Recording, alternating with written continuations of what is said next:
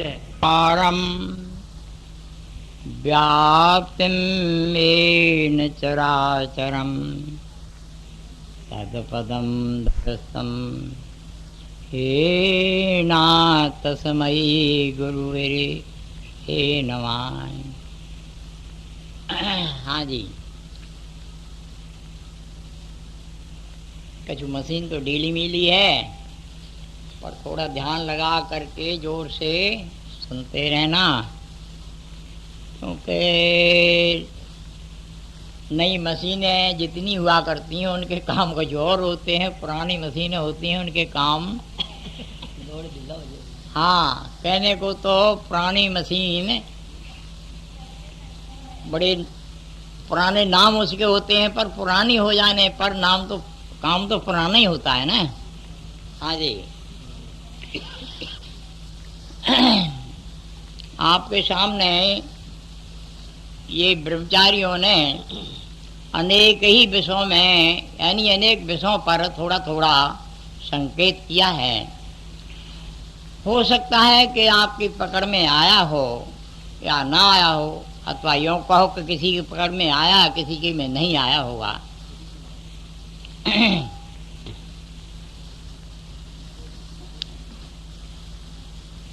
हाँ जी,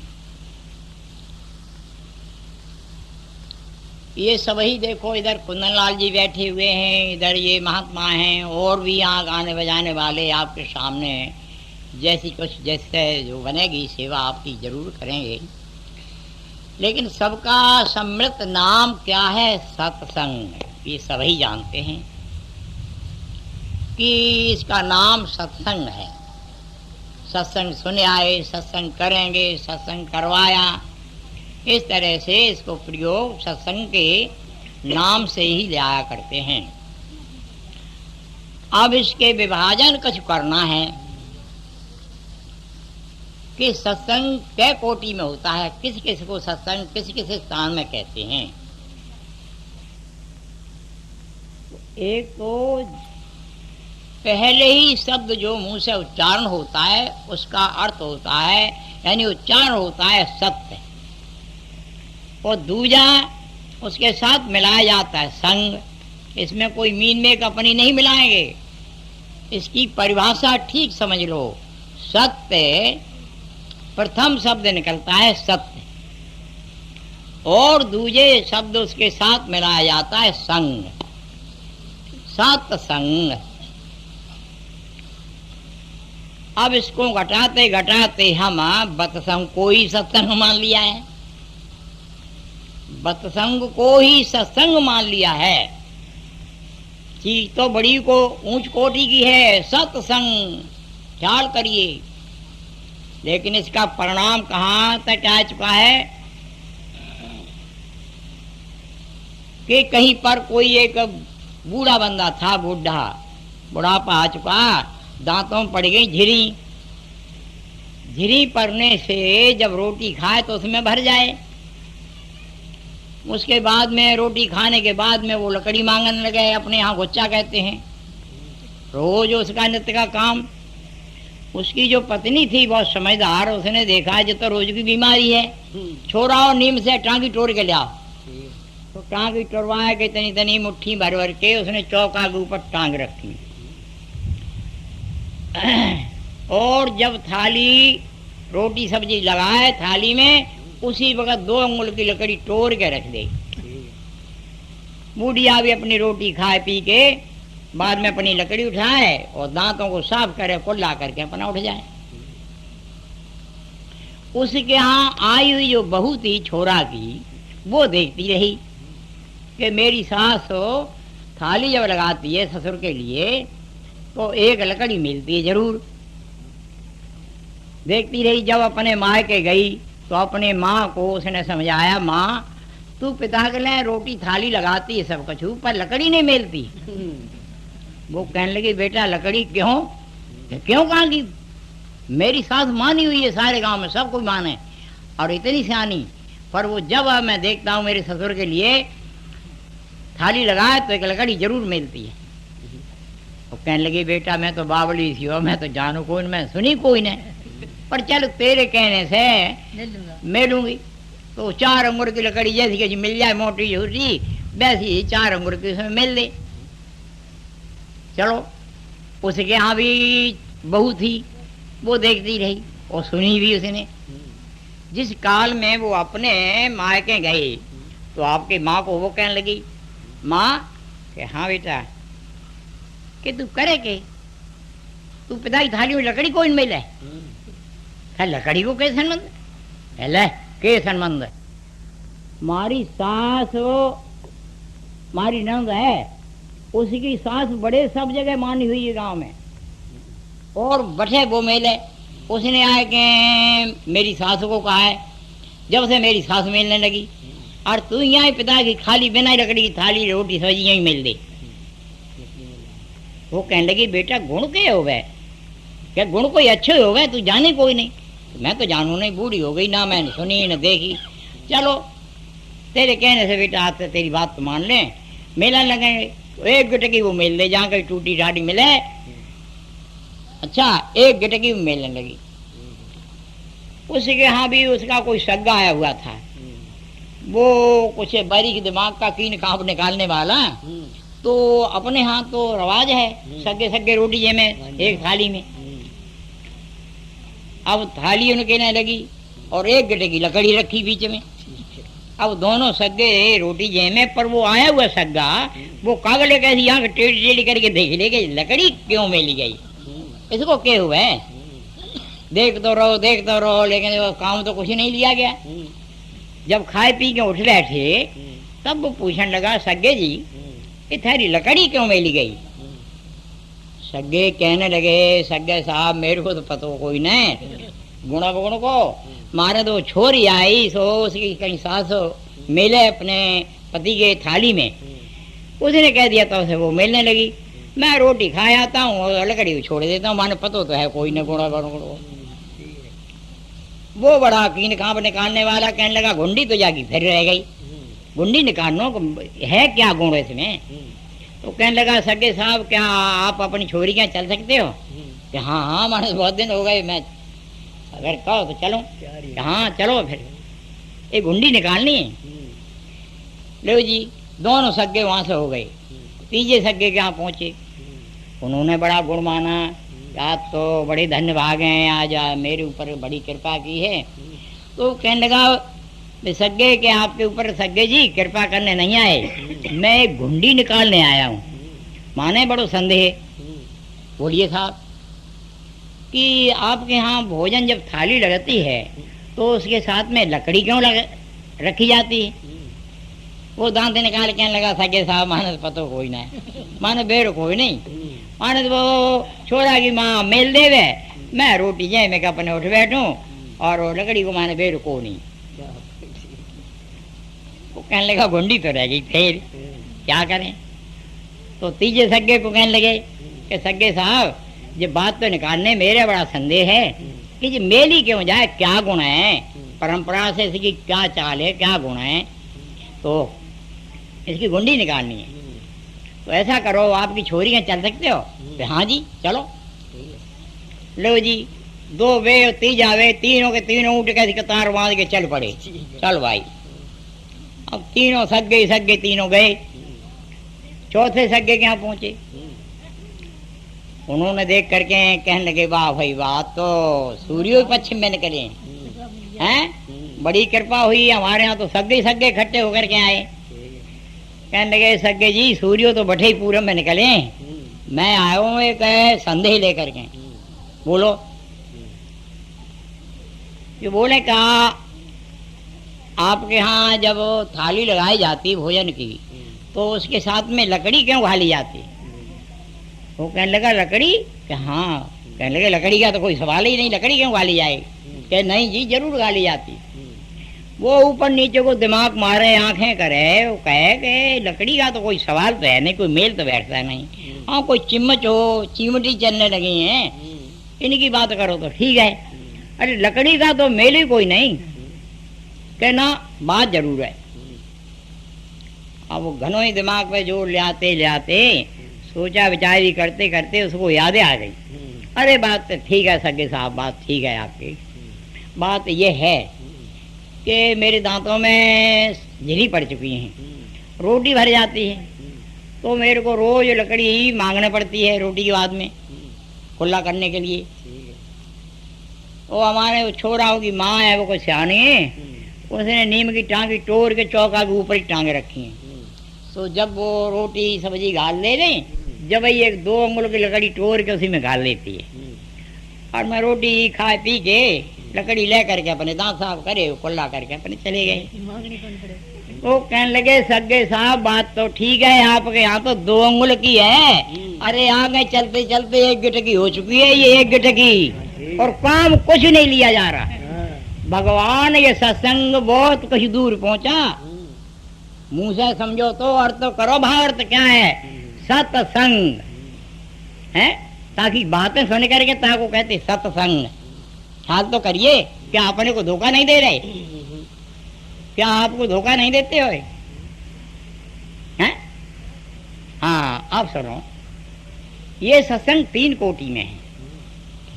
एक तो वो है जो सत्य ग्रंथ है, जिनको कहते हैं जिसका सत्य का साधन और संकेत किया गया। 2 ही बातें हैं, जो सत्य शास्त्र हैं उनके अंदर आपको मिलेगा एक सत्य का साधन और एक संकेत।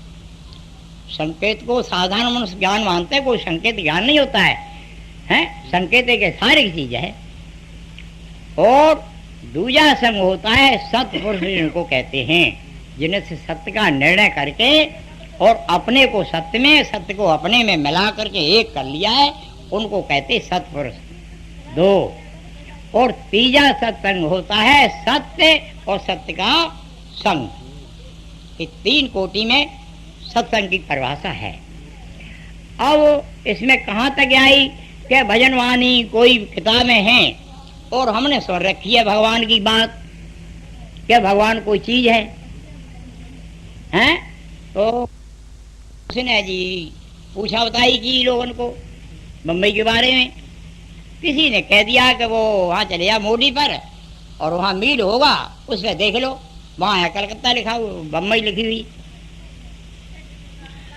वो जा करके पहुँचा, मोड़ी पे निगाह मार तो फिरे तो मील दिखाई दे गया।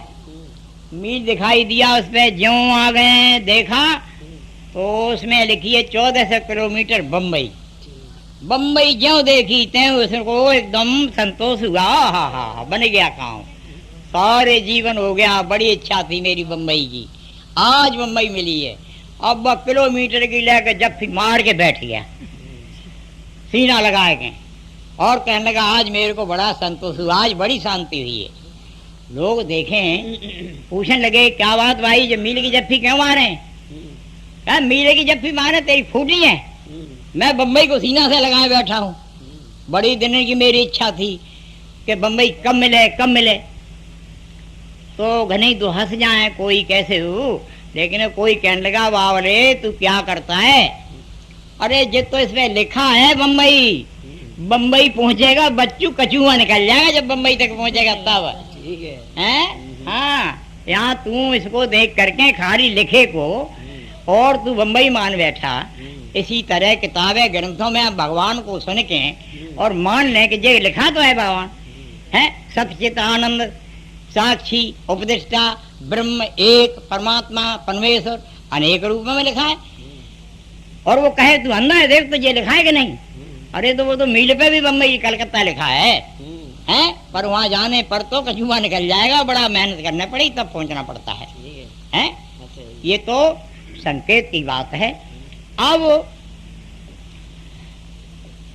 बीच में मैं सुनता रहा हूं कि ये ब्रह्मचारी आपके सामने ये भी संकेत कर दिया कि परमात्मा की तरफ जाने के लिए कठिन नहीं पड़ता है, जब संसार में रहने के लिए बड़ा कठिन पड़ता है, बड़ा भारी, ठगई चोरी भूख प्यास तमाम कुछ करना पड़ता है?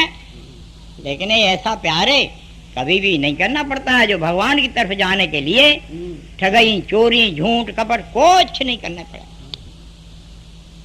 आप सुन करके कुछ लोग साधारण अजीब सी बात मानोगे कि भगवान तो बहुत कठिन है, महात्मा जोगी पर से जंगल में बास किया है, कोई गुफा में, कोई पहाड़ों में। और इतनी आसानी की बात कैसे है? सुनिए, अगर इस बात को कहो तो मैं ही उत्तर दे दूंगा। वो ये देंगे कि वो रास्ता अगर मेरे को पता लग जाता तो 30-32 साल तो आपके यहाँ जंगल में मुझे घूमते ठहरते हो गई हैं। और इसके पीछे पीछे क्या बताएं, जूते मैंने नहीं पहने कि नंगे पैर चले तो तपस्या बनेगी, सिला हुआ कपड़ा नहीं पहना, गांव में गए नहीं, पैसा हाथ से नहीं पकड़ा, जीव की सवारी पे नहीं चढ़े, ऐसे बहुत ही फंड करते हुए चले आए, लेकिन ना उनसे पूर्ति नहीं हुई, पूर्ति नहीं हुई। अब समझिए, आज के विचार को, उन विचारों को छोड़ दो। जो कुछ हम करे आए, घोर तपस्या किए हो, दुख किए हो, या भूले भटके, कबीर ने भी कहा भूले फिरे कबीर, तो ये तो सबके साथ हुआ है। अच्छा, प्रथम तो ये समझिए कि हम गुरु क्यों धारण करते हैं। तो हम ये पूछेंगे कि ये बताओ, आप शोधी हुई दवा ये आयुर्वेद की जो खरीदते हो भस्में, वो क्यों खरीदते हो?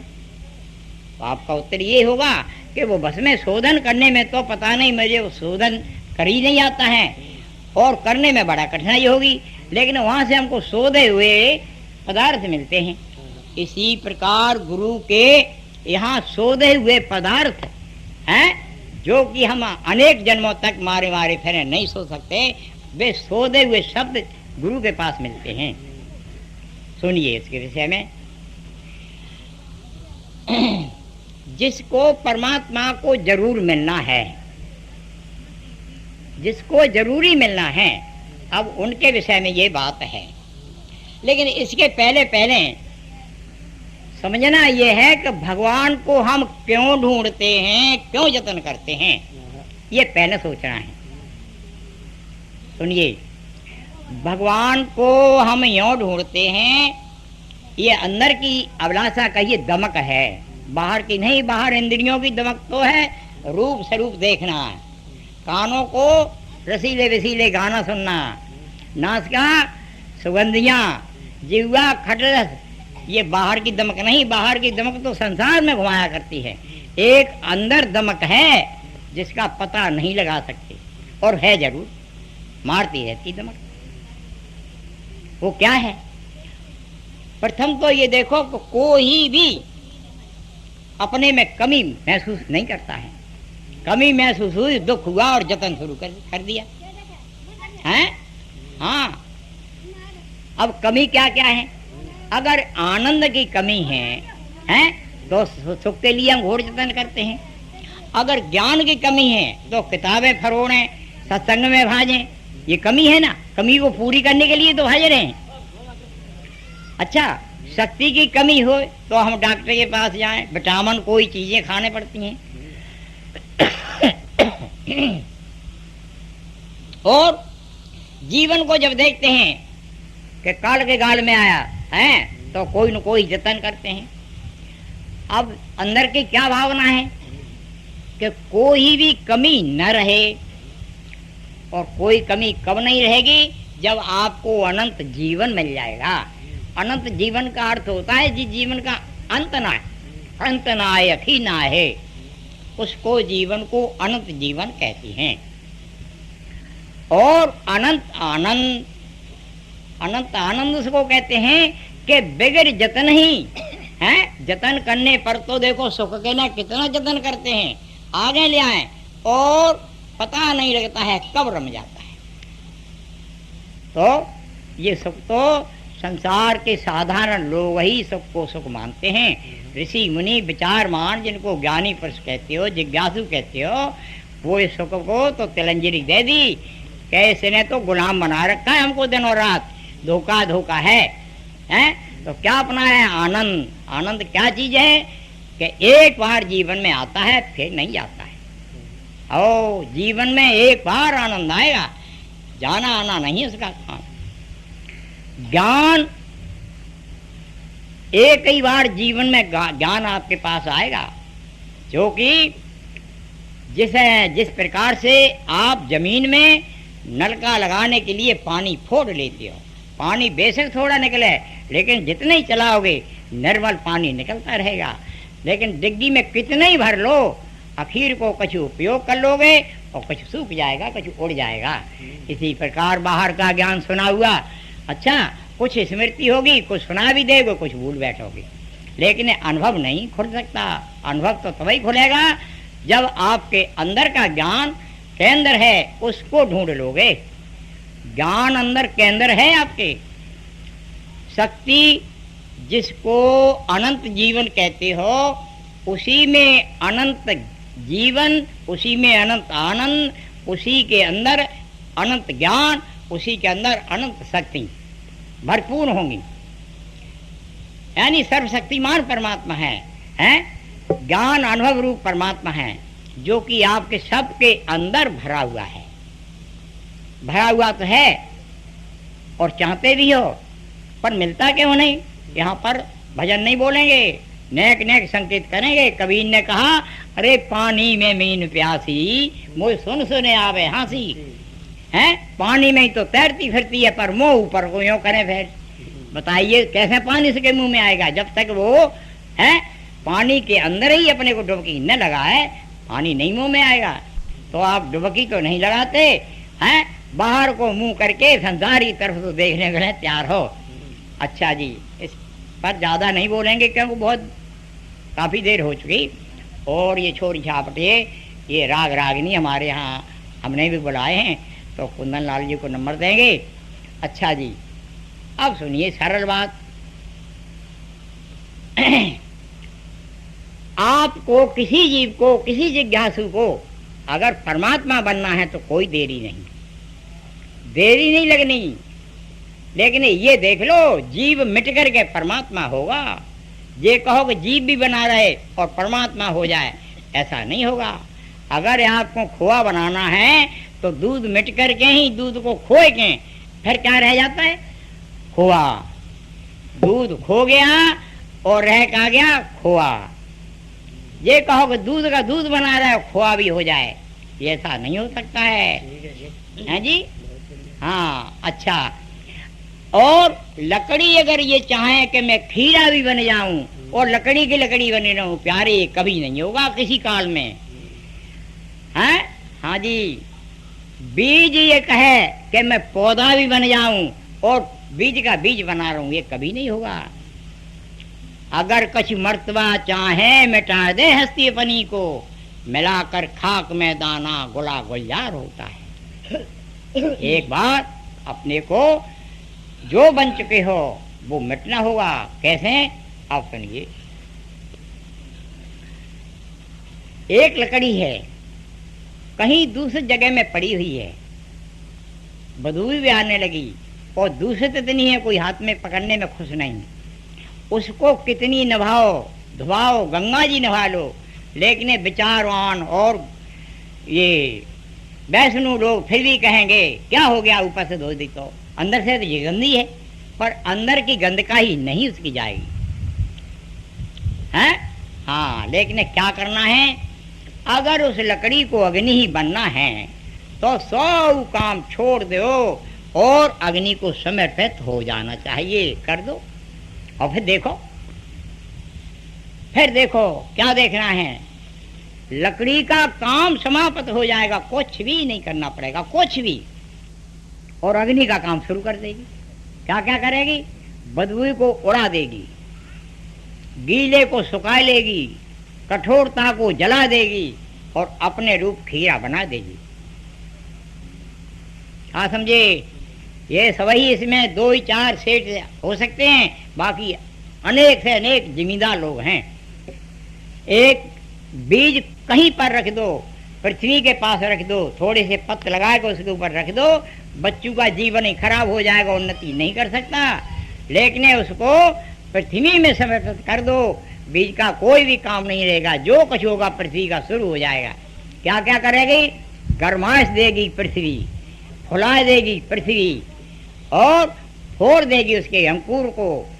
अच्छा, और ऊपर निकालती जाएगी। अगर बीज से पूछोगे कि ये प्यारे क्या हाल है, तो क्या आपको जवाब देगा कि मेरा ये हाल है, इधर मेरी मृत्यु हो रही है, इधर मेरा जन्म हो रहा है। ये बीज आपको बता देगा, इधर मेरी मृत्यु हो रही है और इधर मेरी उन्नति हो रही है। कैसे हुई? शरणागत। शरणागत लेने से लकड़ी, एक शरणागत लेने के बाद में उसको कुछ भी नहीं करना पड़ेगा।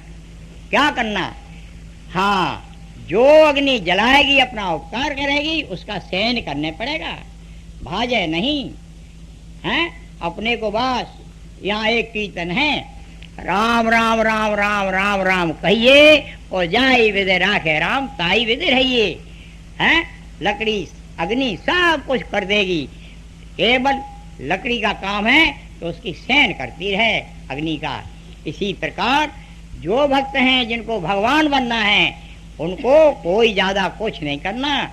हाँ, इतना ही करना है कि वो समर्पित हो जाएं। हाँ, ये जरूरी है कि समर्पित सीधा तो नहीं हो पाता, जैसे कणक, गेहूं, बीज अपने आप समर्पित पृथ्वी को नहीं हो पाता है, और हो भी जाए तो विधान से नहीं हो पाएगा। अगर ऊपर ही रखा तो उग तो जाएगा, लेकिन खत्म हो जाएगा।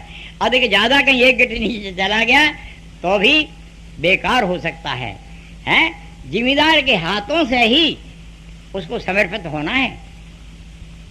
इसी प्रकार जिज्ञासु को किसी सतगुरु के शरण होकर के समर्पित हो, जिसको ये हथौटी याद हो, जिसको अनुभव जिम्मेदार कैसा ये अनुभव हो कि इतने ऊंचे पे, इतने गहरे पे और रखने से ये ऊपर उग जाएगा, और उसी के सहारे से ये तीनों काम करे जो जिम्मेदार करता है। क्या क्या?